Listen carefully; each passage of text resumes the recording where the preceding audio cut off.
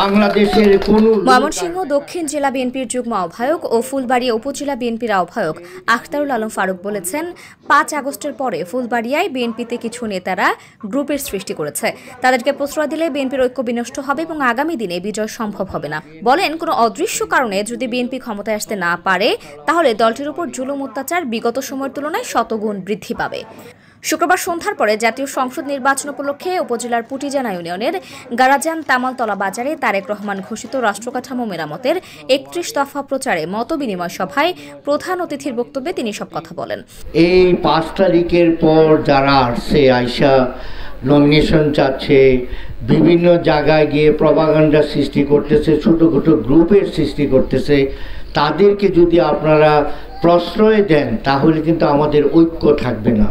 যদি আমাদের ঐক্যটা না থাকে তাহলে আমরা কিন্তু বিজয়ী হইতে পারবো না।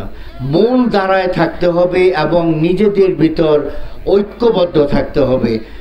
আবার যদি বিএনপি কোনো কারণে ক্ষমতায় যেতে না পারে, সেই জুলুম নির্যাতন ১০০ গুণ আকারে আমাদের উপর এসে পড়বে।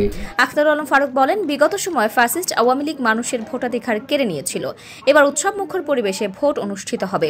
এ সময় তিনি আত্মীয় স্বজন সকলকে ঐক্যবদ্ধ হয়ে বিএনপির প্রার্থীকে ধানের শীষে ভোট প্রদান করে বিজয়ী করার অনুরোধ জানান। বিগত শেখ হাসিনা সরকারের আমলে ৩টা নির্বাচন হয়েছে, আমরা কিন্তু ভোট দিতে পারি নাই। এইবারের যে ভোট হবে সেই ভোটে কিন্তু আপনারা ভোট দিতে পারবেন। ভোট কেন্দ্রে গিয়ে ধানের শীষের যে মার্কা, সেই মার্কায় সিল দিয়ে বাংলাদেশ জাতীয়তাবাদী দল বিএনপিকে জয়যুক্ত করবেন। তিনি বলেন, বিগত শেখ হাসিনার শাসন আমলে ১৫ বছরে যে উন্নয়ন হয়েছে, বিএনপি ক্ষমতায় আসলে ৫ বছরে তার থেকে বেশি উন্নয়ন হবে। আশ্বস্ত করেন, সংসদে যেতে পারলে প্রথম বছরেই এই এলাকার রাস্তাঘাট সহ সার্বিক উন্নয়ন নিশ্চিত করা হবে। বলেন, বিএনপি সরকারে আসলে সারা দেশে বেকার সমস্যার সমাধান করা হবে।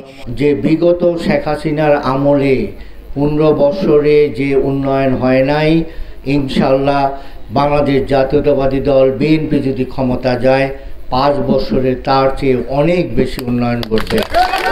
আজকে যারা বেকার, কালকে বিএনপি ক্ষমতায় আসার পর ইনশাআল্লাহ বাংলাদেশে কোনো প্রকার বেকার থাকবে না।